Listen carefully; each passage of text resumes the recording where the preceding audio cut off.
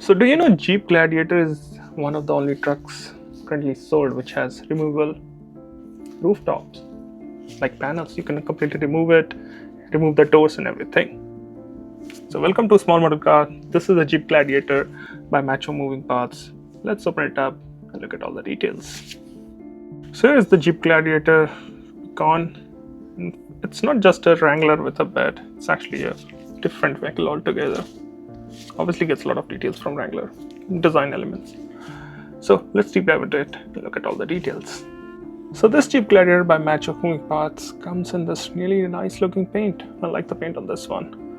And let's talk about the front. So in the front you've got some nice details. Detailed headlamp, grille, a black bumper. I think this might have been slightly off position. Should go a bit higher, and headlamps look weird because of that. Looks a bit lower, it should be a bit higher. This one is a Gladiator Rubicon, so you've got a different hood. Rubicon written on the hood. You get both the mirrors and windshield wipers. Being a moving part, comes with this opening hood. If I open this one, you can see the engine bay there. You got some details, Jeep written on the engine bay. Some painted details. I think that's all.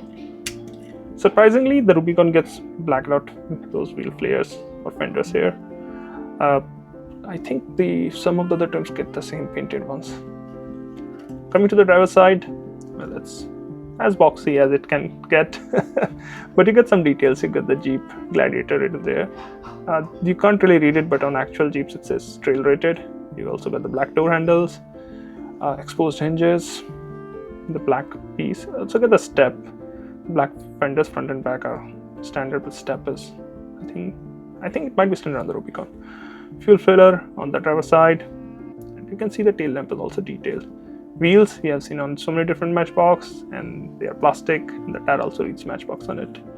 Coming to the back, again nicely detailed rear end with Jeep written on the tailgate, detailed tail lamps, and stop lamp, door handle, which also detailed. You get a black bumper. Bed is also finished in black, and you can see a small sliding window in the rear glass. Passenger side looks almost identical, only difference, no fuel filler door here. And this is how it looks from the top.